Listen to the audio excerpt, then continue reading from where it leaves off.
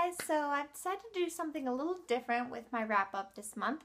I'm pre-filming stuff I've already read since most of these this month on my TBR are graphic novels that need to be returned, and I would much rather do my wrap up with the books actually being here. So I'm gonna do the ones I've read so far, which is 6 of them, and that way I won't have to put up pictures and you'll kind of like barely see what I'm talking about up on the screen. So the first one I read this month in March was Opolis by Denton. I really love Doug's artwork. It's just really colorful and nice, and his reads are really quick and they're really interesting stories. I really liked the symbolism in this, and I gave this 4 out of 5 stars. The next graphic novel I picked up in the month of March was Scott Pilgrim Volume 1, Scott Pilgrim's Precious Little Life by Brian Lee O'Malley. It's the color hardback edition from the library, and I didn't have a problem. I really liked the artwork and drawings and stuff in this,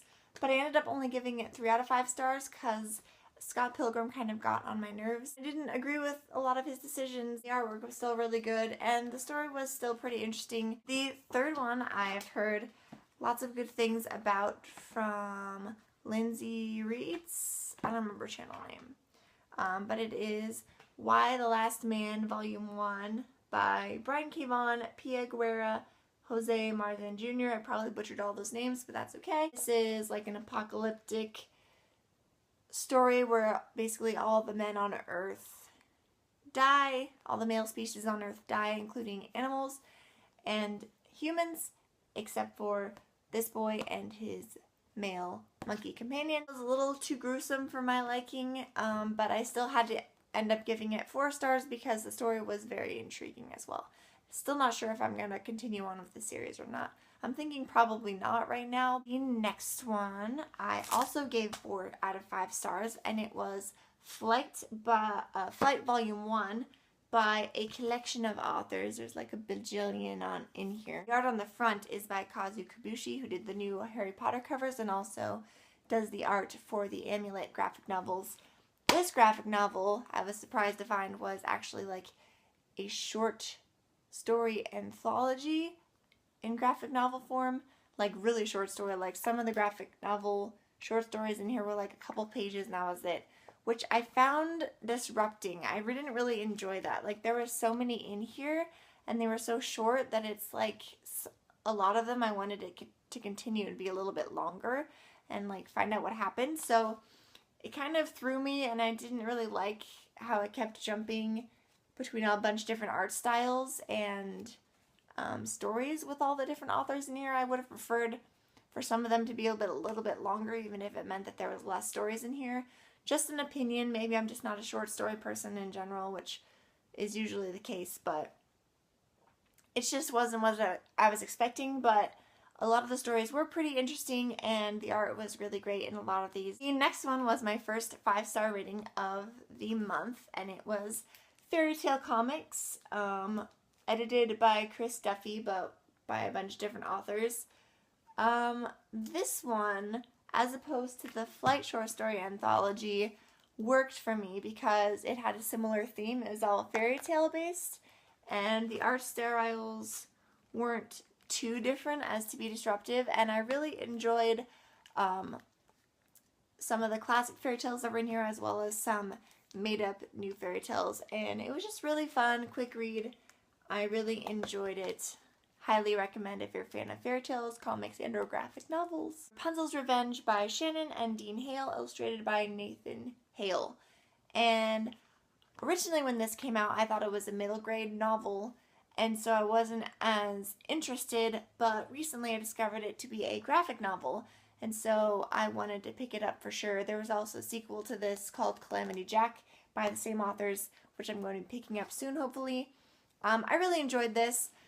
This was sort of a retelling of Rapunzel with some interesting Western themes and twists, and there's also Jack and the Beanstalk mixed in there too. I just really enjoyed the story and how unique it was from the traditional fairy tale, and I'm looking forward to picking up the sequel. Alright, next round of library wrap-ups. I'm sorry, my camera angle's weird in this clip because my dog is chewing her bone right next to me and I can't get too close. So, weird angle, I've been pushed into the corner, basically. The book I picked up next was Feebles, the Deluxe Edition, Book 1. I don't know how many volumes this includes, but it seems like a lot, because it is over 200 pages for this chunk of it. I did really enjoy the story. I did end up giving it 4 out of 5 stars. However, it was a lot more gruesome and there was more language in it than I was expecting. So I don't think I'll be continuing with this graphic novel. This was also by Land Medina, Mark Buckingham, Steve Lealoha, and Craig Hamilton. At least that's sort of who it's by. I probably butchered all their names. The next one I picked up was Habibi by Craig Thompson. He is the author of the graphic novel Blankets. I enjoyed parts of the story, but it was kind of dark, boring in parts, very graphic images, some adult content, and I wasn't even halfway done yet, so I didn't want to slog through the rest of it if it was going to have a lot more of that stuff. So I put in a valiant attempt, but I ended up DNFing this one. The next one I finished, that I finally read, was In Real Life by Cory, Doctorow, and Jen Wing. And this is a really short, quick, colorful graphic novel about I think she's a high schooler who discovers this new virtual online game, and basically her story as she tries to help a fellow character gamer. I enjoyed it.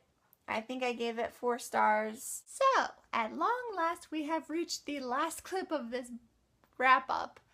For those of you who are still watching this, you're a trooper. You have stuck around longer than most, I feel. I'm going to try and edit this crazy wrap-up way down. I read a lot this month. I feel like I kicked reading's butt. But we shook hands afterwards, so we're still friends. So the next thing, my book club finally finished our nonfiction book, Father, Son, and the Other One by Jeff Kennedy. I really enjoyed this. Overall, I gave it a solid 4 stars. I don't read a lot of nonfiction, so when I give it a good rating, you know I really enjoyed it.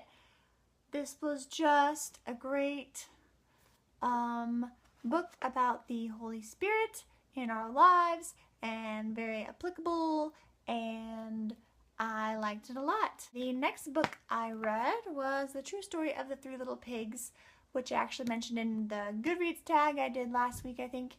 This is by John Skieska, illustrated by Elaine Smith, and the reason why I read this randomly was because I was completing the reading challenge for the year that deals with read a book that was published the year you were born.